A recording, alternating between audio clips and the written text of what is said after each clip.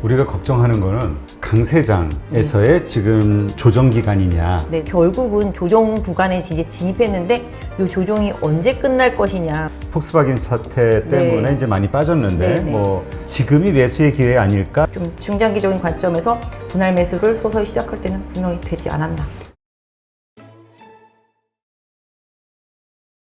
오늘은 유안타증권의 박진희 부장님을 모셨습니다. 안녕하세요. 네, 안녕하세요. 네. 지금 일단 뭐 미국 10년물 국채 금리가 상승하는 그 뭐라 그럴까? 그 과정에 따라서 나스닥부터 막 흔들리죠. 그리고 네. 그거에 따라서 한국 시장도 흔들리고.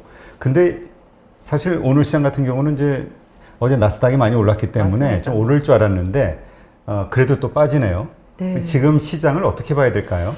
지금 시장 참 많이 힘든 시장인 것 같아요. 제가 항상 뭐 고객분들한테도 좀 말씀드리고, 저도 이제 나름대로 이제 시황을 매일매일 정리를 해요. 그래서 시황 정리하면서 오늘 아침에도 설마 오늘은 안 빠지겠지. 막 이러면서 시황을 막 쓰면서 오늘은 이런 종목 갈 거야. 막 이렇게 써가지고서 이제 나름대로 올려놨는데 오후 되니까 이런 생각이 들 정도로 상당히 좀 안 좋은데, 사실 그런 것 같아요. 미국 시장 같은 경우는 거의 지금 10년 동안 그렇죠. 상승을 했고 또 저금리 상태가 계속 유지되었던 상태였었잖아요. 그런 중에서도 우리 시장 같은 경우는 사실은 좀 그 안에서도 계속 웨이브를 좀 탔었고 또 막 그랬었었는데, 이게 금리도 그렇고 뭐 뭐든지 그런 것 같아요. 환율도 그렇고 항상 방향성은 오케이인데 그 속도감에 사람들이 좀 익숙해지는데 좀 시간이 걸리는 것 같아요. 왜냐하면 뭐 항상 보면 이제 환율도 같은 것도 마찬가지인 게 뭐 1,000원대 깨질 때도 항상 예전에 그랬었지만 또 1,100원, 1,200원대 다 갔을 때도 천천히 움직이면 시장이 다 용인을 해주는데 한 번에 이제 속도감 있게 움직이면 그게 문제가 되는데, 이번에도 이제 미 국채금리 같은 경우 뭐 1.7 넘어가면서 너무 급하게 움직이다 보니까 예전에 뭐 1.4, 뭐 1.5 막 이랬었었는데, 근데 이런 급하게 움직이는 이 방향성에 사람들이 좀 익숙해지는데 좀 시간이 필요한 것 같고, 사실은 금리 자체가 움직인다는 것 자체는 최근에 뭐 미국에서도 좀 얘기를 했지만 물가 자체를 갖다가 뭐 어느 정도까지는 상당히 좀 올라가는 수준까지도 용인해주고, 그 다음에 또 성장률 자체도 상당 부분 용인을 해주기 때문에 그거와의 괴리감을 생각한다라면은 뭐 레포트 최근에 나온 걸 본다라면은 금리가 뭐 2.5 이상 가도, 미국 국채 금리가 2.5 이상 가도 괜찮다, 이런 식의 좀 레포트를 본다라면 지금 알고 보면 싼 거잖아요. 그렇죠. 그렇게 따지면. 근데 사실 금리라는 것이 물가의 방향성도 뭐 따라가겠지만 경기가 좋아지는 부분들, 이런 부분들도 충분히 반영하고 있기 때문에, 과거에 이제 주식시장 보면 항상 이렇게 쭉 올라오다가 미국이 예전에 금리 인상하면 뚝 빠져요. 그러다가 또 다시 쫙 올라와요. 그러다 또 한 번 더 금리 인상하면 또 쭉 빠져요. 그러다 또 쭉 올라와요. 이런 사이클을 계속 타서 왔었거든요. 근데 지금도 이제 그런 구간인가라고 이제 반문을 해 본다라면은, 사실 미국 시장도 이제 10년을 이끌어 왔었던 저금리 시대에 이제 소위 말하는 이제 기술주, 성장주, 이런 종목들이 약간 조금 뒤뚱거리는 그런 구간에 접어들었고, 이제 코로나 때문에 이제 망가졌었던 종목들, 뭐 소위 말하는 가치주들, 뭐 소비주들, 뭐 이런 종목들, 인플레이션이나 뭐 경기에 같이 동행할 수 있는 민감주들이 좀 올라오는 시장 흐름, 이런 교차점에서의 좀 혼돈, 그런 시장이랑의 흐름이란 것 같아요. 국내로만 본다라면은 뭐 지난 10개월 동안 엄청난 유동성을 가지고 이제 올라왔어서 상승장에만 이제 좀 익숙해져 있던 개인 투자자분들이 뭔가 좀 다른 투자처를 찾는, 최근에 보면 예탁 잔고가 상당히 많이 줄었다고 그러잖아요. 네. 그래서 저도 보면 이제 예탁 잔고 계속 줄면서 이게 예전만 못한 시장이 되겠다. 왜냐면 예전에는 좀 빠져도 유동성이 계속 밀고 들어오면서 그렇죠. 시장을 받쳐줬었는데, 그런 유동성이 없다 보니까 결국은 조정 구간에 이제 진입했는데, 이 조정이 언제 끝날 것이냐, 이런 거를 생각해 봤을 때는 개인 투자자분들은 이 정도 빠졌으면 됐지, 뭐 이렇게 생각하는 수준인데, 그 수준보다는 지금 더 계속 이제 내려가고 있는 수준인 거잖아요. 그렇죠. 그래서 항상 시장이 뭐 이만큼 올랐으면 됐다, 이것도 항상 오바되지만 이 정도 빠졌으면 됐다도 항상 언더되는 그런 흐름들이 좀 나타나는데, 지금의 시장은 제가 생각할 때는 이제 성장주에서 좀 가치주, 소비주, 이런 내수주들, 최고 국내로 본다면 그렇고, 그 다음에 그동안 이제 저금리 시대에서 상승을 계속 주도했었던 종목들이 이제는 좀 유동성 기반에서 벗어나서 실적이 뒷받침되는 그런 종목들로 좀 슬림화되어 가는 과정의 그런 과도기적인 구간, 그런 구간에 지금 시장을 좀 진입해 있다라고 보실 수 있을 것 같아요. 네. 근데 이제 우리가 걱정하는 거는 그 강세장에서의 지금 조정 기간이냐 네네. 아니면 이제 약세장의 시작이냐. 왜냐하면 아무리 우리가 지금 말씀하신 대로 경기 민감주라든가 실적이 좋은 주식을 선택했다 하더라도 장이 빠지기 시작하면 뭐 그거는 종목들도 같이 그렇죠. 빠지는 거니까. 맞습니다. 그러니까 지금의 시점이 어디냐 이게 가장 큰 고민일 것 같아요. 네네. 그냥 뭐 단순히 기술적 분석만 놓고 본다라면은 단기적으로는 당연히 좀 약세 조정 구간에 들어가 있는 상태이고요. 아직까지 시장 자체가 뭐 중기 추세가 완벽하게 무너지지는 않았어요. 그럼에도 불구하고 좀 그런 거 있잖아요. 저희가 이제 항상 주식을 보면은 약세장과 이제 강세장일 때를 보면은 악재가 나와도 이렇게 안 먹히고 그렇죠. 금방 이게 쉽게 극복하는 그런 구간이 항상 강세장인데 약세장이 접어들게 되면 작은 악재에도 이제 시장의 변동성을 보이면서 방향성을 좀 잡지 못하거든요. 근데 최근에 보면은 이런 것 같아요. 조정이 와야 되는데 근데 시장을 아무리 살펴봐도 악재될 게 하나도 없는 거예요. 그러더니 최근에는 악재만 남아있는 것 같은 그런 느낌?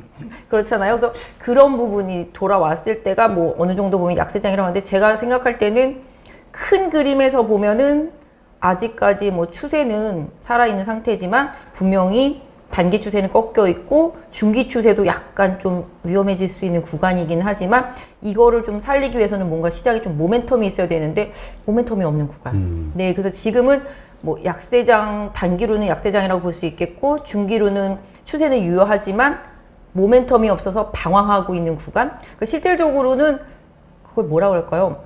딱 이것도 아니고 저것도 아니고 또 이렇게 애매한 구간인데 어디론가 방향성을 잡으면 상당히 좀 한쪽 방향으로 좀 자꾸 움직여야 되는데 그게 안 되는 구간인데 사람들이 왜 빠지냐 항상 물어보시거든요. 그렇죠. 고객분들은 지금 왜 빠져 시장이 왜 빠져 이러는데 답은 되게 단순해요.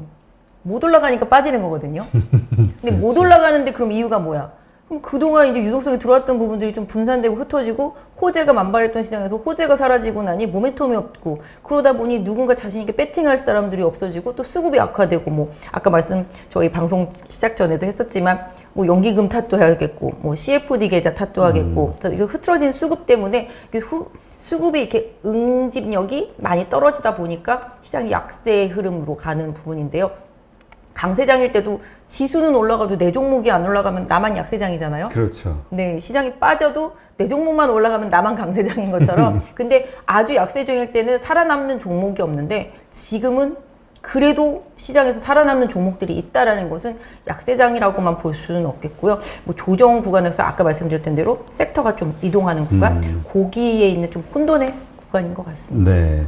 그러면 이제 정말 우리 그 투자자들이 가장 중요하게 생각해야 될 게 좋은 종목을 잘 골라야 되는 그렇죠. 거잖아요. 네.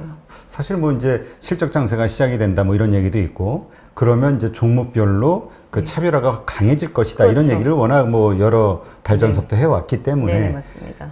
그렇다면 투자자들 입장에서 어떠한 종목을 그러니까 어떠한 섹터의 어떤 종목을 선택해야 될 것이냐 이러한 장에서도 올라갈 수 있는 네. 예, 이게 이제 가장 궁금할 것 같아요. 네, 아까 말씀드렸던 대로 유동성 장세에서는 그냥 돈만 들어오면은 그냥 갖고만 있으면 올라갔거든요. 그렇죠. 지금 보니까 제가 이렇게 댓글들 이렇게 보니까 네네. 사실 뭐 1월까지만 해도 다들 수익률이 좀 남았다 보니까 그럼요. 자신감이 있었어요. 좀 맞아요. 빠져도 이게 이런 게 맞아요. 있었는데 지금 이제 수익률이 막 3, 4% 막 남고 마이너스로 전환된 그쵸. 게 그러니까 맞아요. 초조해진 거라 그쵸. 여유가 없어요 지금. 맞아요. 예. 이거라도 챙겨야 되나. 그러니까 나가야 되나. 맞아요. 아니면 일단 수익 난 거부터 챙기고 어떻게 해야 되나, 현금화를 해야 되나 고민 많은 구간이죠. 제 친구도 보면은 이제 작년에 이제 주식을 사놨더라고요. 보니까 그래서 너 무슨 종목 갖고 있냐 물어봤더니 LG화학, 카카오, 뭐 현대차, 뭐 그다음에 뭐 2차 전지는 다 있더라고요. 보니까 그래서 내가 너 다 대박주만 있네. 그랬더니 자기 우량주로만 다 사놨다고. 그래가지고서 부자 돼서 좋겠다. 그랬더니만 그냥 사놨더니 올라가더라고. 근데 지금은 또 고민을 해요. 이거 지금이라도 팔아야 되나? 어떻게 해야 되나? 뭐 이런 생각들을 해요. 근데 이게 항상 주식이라는 게 오래 해보셔서 아시겠지만 항상 그런 것 같아요. 시장에서 이렇게 돈이 물밀듯이 들어올 때는 막 아무거나 사도 올라가니까 그렇지. 개인 투자자분들이 이게 바로 내 실력이야 막 이렇게 생각하시고 약간 착각하실 때가 있어요. 근데 저도 사실 주식을 20년 이상 해왔지만 항상 이런 약세장이 오고 조정장이 올 거라는 걸 알면서도 당해요. 그게 참 희한한 게 알면서도 당하게 되는 게 사람인 것 같아요. 왜냐하면 나는 조정이 올 것 같아서 미리 팔아놨는데 안 빠져. 계속 안 빠져. 그래서 그렇죠. 계속 기다렸는데 그러다 조금 빠지면 좀 사볼까? 그래서 사면 또 물려.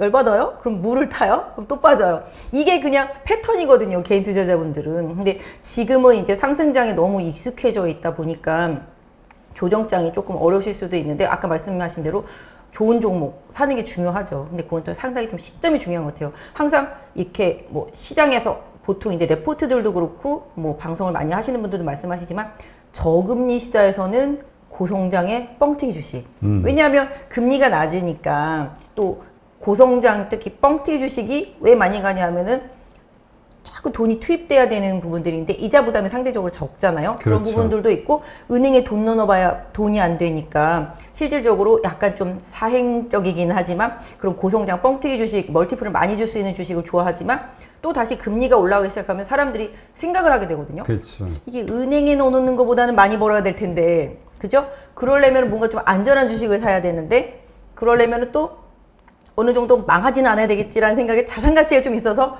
일단 북밸류가 좀 일단은 저 좋아야 되겠고 그런 부분들을 좀 이렇게 많이 고민을 하게 되거든요. 그렇게 하다 보면은 이제 뭐 우량주를 또 선호하게 되는데 아까 말씀하신 대로 시점마다 좋은 종목은 다 다른 것 같아요. 그래서 지금까지는 이제 뭐 미국 시장만 보면서 쫓아왔었던 기술주 성장주 사실은 근데 기술주 성장주가 고평가돼 있다고는 하지만 결과적으로는 나중에 실적을 내게 되면 그 종목들이 사실은 실적 주고 좋은 종목이 되는 거거든요. 그렇죠. 근데 지금 이 순간만 놓고 본다라면은 그동안 이제 코로나 시대에 수혜를 받던 코로나에 뭐 영향을 거의 안 받았던 산업들 쪽에서는 차익 실현 매물들이 많이 나오고 있고 또 상대적으로 코로나 때문에 피해를 많이 봤던 산업들 그런 종목들 같은 경우는 이번 코로나 이후에 좋아질 수 있는 그런 기대감으로 올라간다는 거죠. 그러니까 뭐 과거에 뭐 2차전지 전기차가 코로나 시대에 막 계속적으로 투자하는 부분에서 수혜를 받았다라면은 지금은 이제 사람들이 밖으로 돌아다니면서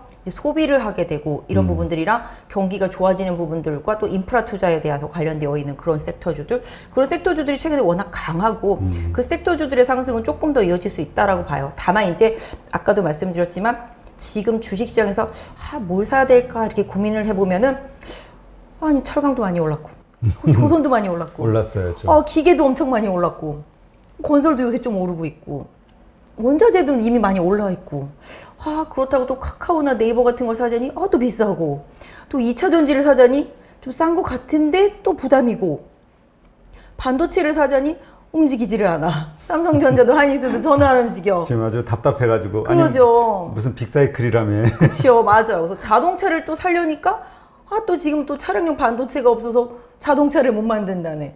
뭘 사야 되지? 이런 생각이 들 때가 있어요. 그럴 때는 사실 뭘 사야 될지 모를 때는 쉬어야 돼요. 뭘 사야 될지 모르는데 억지로 좋은 걸 쫓아가다 보면은 지금 당장 좋은 거가 또 나중에는 또 빠지게 되고 지금 안 좋았던 게 또 나중에 또 올라오게 되고 이렇게 또 역사이클에 걸려요. 그래서 항상 원금만 왔었으면 좋겠다가 항상 개미들의 수건이 아니겠습니까? 그래서 지금은 아까 말씀하신 대로 우량주 좋은 종목이 어떤 종목이냐라고 생각을 해본다라면은 또 좋아질 수 있는 것들이 미리 많이 올라 있기 때문에 개미들이라고 하면 조금 좀 비참하긴 한데요. 개인 투자자분들이 선택의 폭이 상당히 좀 좁아져 있는 구간이라서 저는 개인적으로는 지금 아직까지는 경기 민감주나 소비주들이라든지 그 다음에 이제 뭐 사람들이 이제 밖으로 다니면서 쓸 수 있는 최근에 좀 의류주들이라든지 이런 것도 많이 오르지 않았습니까? 근데 개인적으로는 지금 또 슬슬 보면 이제 컨텐츠주들이라든지 게임주들도 지금 상당히 강하게 올라오고 있거든요.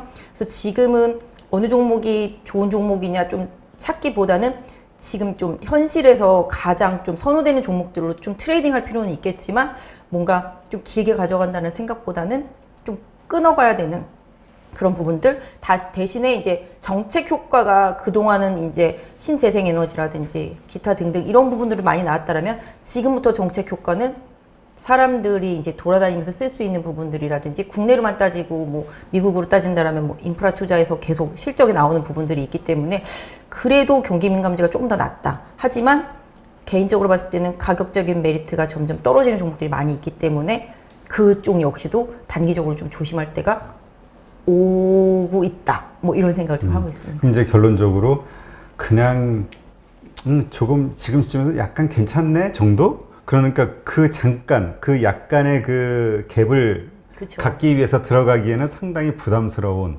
이렇게 이해를 해야 될까요? 뭐 지금은 말씀하신 대로 약간의 갭이라도 난 트레이딩에 자신이 있어. 그러면 들어가는 거 상관없지만 뭐 과거에 막 나 이거 사가지고서 장투할 거야 막 이런 개념으로 가기에는 아직까지는 시장의 변동성이 좀 더 남아 있다. 그래서 개인적으로는 들어가신다라면 좀 분할 매수 쪽 이런 쪽들이 좀 맞을 것 같고요. 사실은 이게 내가 직접적 주식을 하지 않고 그냥 차트만 보고 딱 3,200 찍었을 때는 딱 차트를 보면서 2,800까지는 빠지겠네 이런 생각을 하면서 봤거든요. 근데 아직 2,800이 오지도 않았는데 너무 힘들어요. 지금 지수는 3,000인데. 그러니까. 네, 그게 왜 그러냐면 이렇게 박스를 오가면서 그동안 주도했던 대형주들은 계속 빠졌고 또 바닥에 있던 종목들은 계속 이런 식으로 올라왔기 때문에 이제 어추 이렇게 교차점이 맞아지는 구간이거든요, 지금. 그래서 박스를 지수가 오갔는데 나는 너무 힘든 구간이 된 거죠. 왜냐면 우량주 그동안 10개월 동안 오른 거 갖고 있었던 분들은 그래서 그분들은 체감 지수가 이미 뭐 한 2,700, 800에 가 있을 수도 있고 2,900일 수도 있는데 또 상대적으로 많이 바닥권에 있는 종목들을 사서 경기 민감주 포스코 갖고 있으신 분들은 혼자 거꾸로 3,300 이상 가 있을 수도 있는 그런 상태거든요. 그래서 종목과 이제 섹터가 약간 상하 이게 좀 바뀌어서 있는데 지금 제가 봤을 때는 어느 정도 지수와 종목들의 그 아까 말씀드린 가치주와 성장주 그런 부분에 있어서는 균형점이 거의 맞아가는 구간이거든요. 근데 이 균형점이 맞은 구간에서 누구는 다시 하나 꺾이고 누구는 다시 하나 올라가야 되는데 그거를 조금 더 기다려 보면서 좀 판단의 시간을 좀 가져야 되는 구간인 것 같아요. 아직은 무엇이 내리고 무엇이 오를지 아직은 좀 변동성이 크기 때문에 예단하기가 좀 어렵다. 예상하기가. 뭐 많이 오른 건 빼고 많이 빠진 건 올려놨으니 중간에 대충 이제 골고루 나눠줬다? 그런 거 있잖아요. 그러니까 얘는 많이 먹었으니까 좀 덜어내고 얘는 많이 빠졌으니까 좀 채워줘서 대충 섹터 간 균형은 대충 맞았다. 근데 그 섹터 간 균형 맞은 상태에서 시장이 다시 어디를 선택할 것인지는 좀 확인하고 개인 투자자분들 좀 투자해야 되지 않겠나. 네. 그러면 지금 이제 조금 이제 공격적인 성향의 분들은 네네. 지금 이제 이러저러한 이슈들 때문에 이 그동안 각광을 받았던 주도주들이 많이 빠졌잖아요. 그쵸, 특히 그쵸. 이제 2차 전지주 그쵸. 이번에 폭스바겐 사태 때문에 네. 이제 많이 빠졌는데 네네. 뭐 저 LG화학이라든가 SK이노베이션이라든가 삼성 SDI라든가 지금이 매수의 기회 아닐까라고 생각하는 분들도 있어요. 네, 네. 예, 그거에 대해서는 어떻게 생각하세요? 저는 일단 분할을 시작할 수는 있는 구간에 저는 접어들었다고는 생각을 해요. 그래서 기본적으로 LG화학이 예전에 보면은 72만 원에서부터 강력하게 튀었었거든요. 근데 거기 원점까지는 다시 또 내려왔고 삼성 SDI도 여기서 한 몇만 원만 더 빠지면 될 것 같거든요. 근데 뭐 SK는 여기서 한 번만 더 빠지면 거의 배터리를 안 하는 수준까지 내려와 있는 상태거든요. SK이노베이션 같은 경우는 저는 사실 좀 테슬라가 지금 이제 코로나 이후에 시장을 주도하면서 이끌었었는데 사실은 뭐 완성차 업체들이 뭐 아직 준비된 부분들이 많이 없었기 때문에 그렇죠. 테슬라가 이끌면서 거의 뭐 테슬라를 바로메타 삼아가지고서 다 달려왔었지 않습니까? 근데 테슬라도 지금 이제 완성차 업체들이 이제 속속 네. 들어오면서 네, 이제 들어오죠. 과다 경쟁의 구간에 접어들고 최근에 뭐 폭스바겐이 엄청나게 오르는 것처럼 저는 사실은 과거에 한 2년 전까지만 해도 분명히 테슬라는 망한다 막 이런 생각을 가지고 있었거든요. 왜냐하면 예전에 휴대폰 업체들 같은 경우도 지금은 뭐 삼성, 애플, 뭐 중국도 있고 그랬었지만 뭐 LG는 요새 조금 시들하긴 하지만 그렇게 이렇게 독점적인 흐름이 나타나기 전에는 예전에 한번 뭐 스탠다드 텔레콤이나 세원텔레콤 뭐 이런 거 예전에 생각나시죠? 휴대폰 업체들이 좀 있었죠. 그렇죠? 거기가 되게 좀 예쁜 휴대폰 막 이런 거에서 시장을 초반에 막 주도했었어요. 하지만 결국은 또 대기업들한테 다 먹혔었거든요. 그렇죠. 그래서 저는 테슬라도 저러다가 결국은 나중에 완성차 업체들한테 넘어가겠다 생각을 했었는데 정말 코로나를 발판 삼아서 확 반전하는 계기가 나오면서 오히려 주도권을 쥐고서 올라왔었는데 지금 이제 경쟁적인 좀 완성차 업체들이 이제 속속 들어가게 된다라면은 일단 테슬라 주도는 좀 끝났다. 라고 개인적으로 생각하는데 우리나라 2차 전지 업체들도 경제가 되게 심하잖아요. 그렇죠. 근데 사실 지금 뭐랄까요? 폭스바겐도 자체 생산을 하려고 하고 뭐 혹자는 현대차도 그러려고 한다는 뭐 얘기들도 하고 뭐 그러고 있습니다만은 사실 이 모든 내용의 시발점은 사실 SK하고 LG가 너무 심하게 싸우면서 다들 이제 위기감을 느낀 거죠. 쟤네들 저러다 보면 내가 쟤랑 거래하고 있는데 고래선이 끊겨버리면 나는 어떡하나 이런 생각들이 왔을 거고, 또 유럽 같은 경우는 또 자급제를 하려고 옛날부터 얘기를 계속 해왔었고요. 근데 폭스바겐이 같이 하고 있는 노스볼트 자체는 아직까지는 기술력이 좀 많이 떨어지고요. 근데 시장이 3, 4년 뒤를 보고 달려왔듯이 지금 또 이제 10년 뒤까지의 비전을 제시한 폭스바겐의 그 이슈를 악재 삼고 있잖아요. 근데 국내 2차 전지 업체들은 사실 지금 미리 기대치 한 4, 5년치는 지난번에 선반영돼서 올랐다고 보고 있습니다. 그래서 현실화시키는 과정 중인데요. 뭐 전기차가 숙명인 거는 어쩔 수 없는 구간이고요. 뭐 그 대기업들 말고도 많은 무수한 이제 전기차 업체들이 나타날 텐데, 그 업체들이 필요로 하는 2차 전지들, 이런 부분들을 다 공급하기에는 아직까지는 글로벌적으로는 많이 부족한 부분들이 많이 있습니다. 그래서 기술력으로 앞서 있는 LG나 뭐 SK나 삼성 SDI나 이런 부분들이 이번 조정 이후에는 다시 또 움직이는 구간은 분명히 나올 거라고 생각을 하고 있고요. 단기적으로는 낙폭을 이용해서 좀 접근하실 수 있는 시기, 그러니까 만약에 내가 딱 사야 되는 매수 포인트를 한 100이라고 본다라면은 지금 한 거의 한 80% 정도까지는 와 있는 구간이다라고 생각을 하고 있습니다. 다만 이제 샀다고 해서 바로 리바운딩해서 이렇게 다시 옛날 추세를 복귀한다는 생각은 저는 하지는 않고 있고요. 일단 긴 상승 이후에 조정 기간, 또 이제 가격 조정 기간 이후에 지금은 이제 가격 조정이 끝나고 나면 또 기간 조정 일정 부분이 좀 필요하다. 계속 이제 횡보한다. 네, 그래서 또 시장에서 뭔가 다시 또 모멘텀이 만들어지는 그런 시기를 좀 기다려야 되는 구간이 조금 필요할 수도 있을 것 같아요. 네. 근데 사실 우리가 조금만 더 생각을 해본다고 하면, 지금 그 폭스바겐에서 지금 한다 해도 지금 그 제조업체는 스타트업이고, 네, 맞습니다. LG화학이나 이런 데들이 지금의 물량을 만들기까지 걸렸던 시간과 그쵸. 그다음에 비용과 그쵸. 이런 것들 생각해 보면, 네.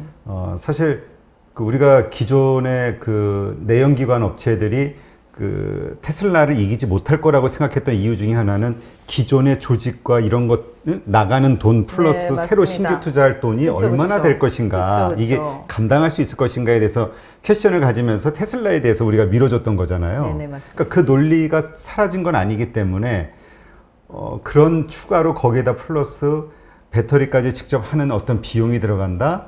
엄청난 무리수 아닌가. 네, 그렇게 얘기하는 애널리스트 분들이 많이 있더라고요. 왜냐하면은 자동차 만들기도 바쁜데, 그렇죠. 배터리까지 또 해고 계속 기술 올려가면서 R&D 계속 하고 비용 추가되는 거 생각하면은 이거는 좀 나중에 오히려 더 폭스바겐이 덤태기 쓸 수도 있다. 최근에 보면 이제 LG화학이 계속 배터리 이제 화재 사고 나고 이런 부분들 봤을 때, 이런 부분들까지도 이제 폭스바겐이 다 본인들이 만들면 이제 본인이 책임져야 되는데, 기술을 계속 개발해서 나중에 장착한다? 제가 볼 때는 시간도 상당히 많이 필요하겠고요. 뭐 많이 좀 힘든 그런 구간들이 필요하고, 뭐 국내에 있는 업체에 있던 기술자들이 노스볼트로 많이 뭐 옮겨갔다라는 그 얘기 있다고, 얘기도 있습니다. 뭐 LG와 뭐 SK 사건도 LG에서 SK로 이동하면서 났듯이, 사실 뭐 기술이라는 게 알게 모르게 훔쳐와가지고서 많이 발전하는 게 사실이잖아요. 네. 그러긴 하죠. 네, 그런 부분들을 생각해보면 뭐 어떻게 안 걸리고 잘 하느냐가 중요하긴 하겠습니다만은, 이 2차 전지라는 게 상당히 좀 뭐랄까요, 엄청나게 좀 많이 연구해야 되고 시간도 많이 필요하고 돈도 많이 들어가야 되고 이런 부분들이 있어서, 그런 부분들을 생각한다라면은 물론 폭스바겐이, 제가 생각할 때는 폭스바겐은 자기네 자체 내재화도 생각하겠지만 유럽 전체를 그렇죠. 먹으려고 하는 그런 2차 전지, 그런 쪽에서의 좀 야심을 요번에 좀 드러낸 거라고 일단 생각을 하고 있습니다. 그래서 뭐 다른 업체들이 어떻게 할지는 좀 봐야 되겠지만, 극단적으로 말하면 앞으로 3, 4년 이내에는 힘들다라는 거잖아요. 그렇죠. 그 3, 4년 동안은 아직까지 우리나라 배터리 업체들한테 기회가 계속 있고, 거기서 또 수익을 얻고, 왜냐면 지금까지 투자만 했고 이제 막 걷어들일 판이었는데 이런 얘기가 나온 거잖아요. 그렇죠. 네, 그래서 뭐 제가 봤을 때는 약간 폭스바겐이 뭐 먼 미래를 보고 투자하겠다고 말한 거 비전 제시까지는 맞지만, 현실적으로 당장 다가오기에는 좀 약간 무리가 있다라고 본다라면은 우리나라 업체들한테는 나쁘지는 않을 것 같아요. 네. 그러니까 더군다나 기술이 지금 우리가 뭐 전고체 배터리 얘기가 나오고 네네. 있고, 그래서 이게 상황이 어떻게 또 변할지 모르는 거고, 기술에 대한 경쟁력 자체가. 맞습니다. 그러니까 이러한 논리를 가지고 이제 지금의 저점 매수의 기간이 아니냐라고 생각하는 분들이 있는데, 네네. 아까 이제 얘기하신 건 그냥 분할 매수의 개념 이야기 하셨잖아요. 네네. 그럼 이 분할 매수라는 건 네. 내가 가지고 있는 돈이 100이라면 네. 지금 얼마를 투자하고 그 다음에 또 어느 시점에 얼마를 투자해 나가는 것인지. 왜냐하면 어떤 분들은 분할 매수라고 생각하면서 오늘 확 사고 내일 또 사고 이렇게 생각하는 분도 있거든요. 아, 네네네. 그 개념을 좀 분명히 얘기를 해주시죠. 사실 이런 걸 좀 보시려면 좀 기술적 분석도 사실은 좀 필요해요.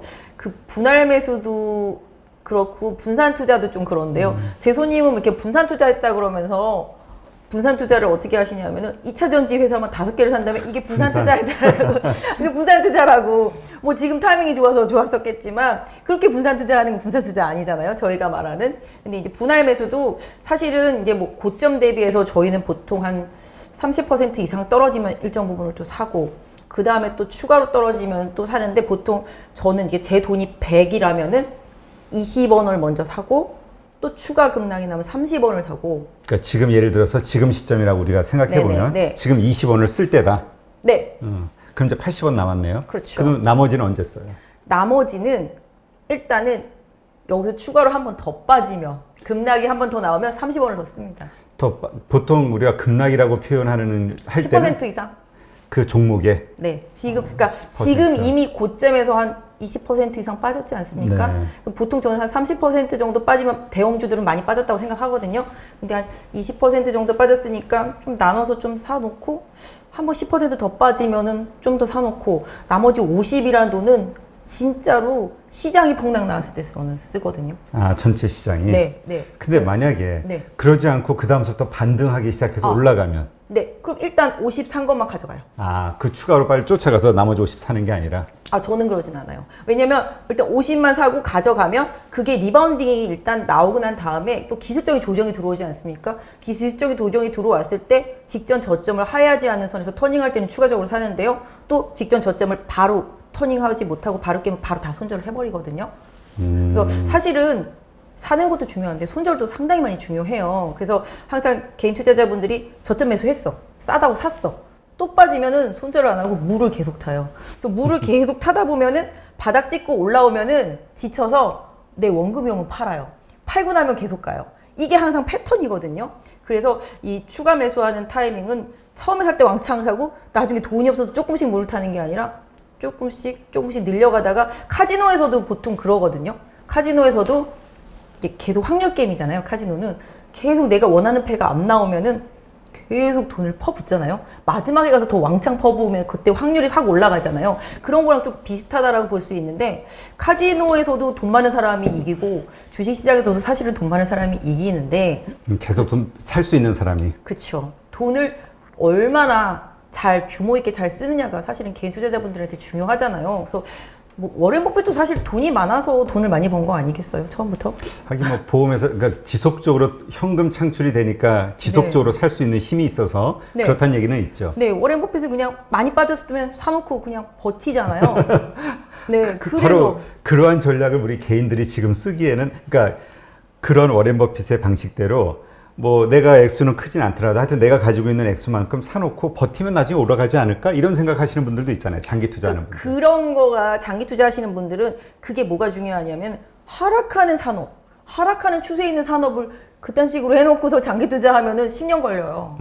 하지만 업황이 좋아지는 산업, 상승하고 있다가 조정받는 산업 이런 부분에 있어서는 그런 식으로 분할 매수 해놓고 버티면 다시 좋아지는 구간이 나오죠. 다만 이제 이 산업의 업황이 피크를 쳤는지 안 쳤는지는 사실 중요하겠는데 아까 말씀하신 대로 2차 전지 같은 경우는 아직 피크는 안 나온 산업이라고 생각을 하거든요. 그러니까 그런 분할 매수가 가능하다라고 보고 있어요. 막 사양 산업에다가 이제 묻어놓고 그렇게 만드는 게 그러니까 그 분할 매수라는 개념도 앞으로 성장할 것 같은 그렇죠. 그 산업에만 그게 적용이 되는 거지. 그렇죠. 그렇지 않다 그러면 아예 관심을 끊어야 된다는 얘기죠. 10년 기다려야 돼요. 정말로. 왜냐하면 저가 예전에 한 10년도 넘었죠. 한 15년도 전인데 바이오 거기에 꽂혀가지고 바이오를 이제 계속 했는데 안 가는 거예요.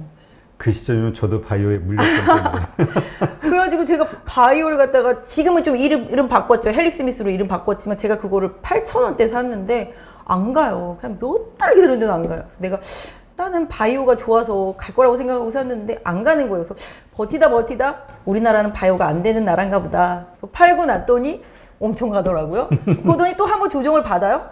그러더니 10년 대세 사이클을 타면서 정말 어마어마한 수익을 나지 않습니까? 그래서 모든 산업이 정말로 바닥이다라고 생각하는 산업이 있으면 내가 정말로 1, 2년 동안 사놓고 묻어놓을 자신이 있으면 그런 산업은 잘 발굴해가지고서 그렇게 묻어놓고 10년 장투라는 게 맞는 건데 그런 게 아니라 뭐 시장을 계속 보면서 트레이딩 하시는 분들이라면 못 참잖아요, 그런 거는. 근데 아까 말씀하신 2차 전지에 한해서는 산업의 사이클상 피크는 아니다.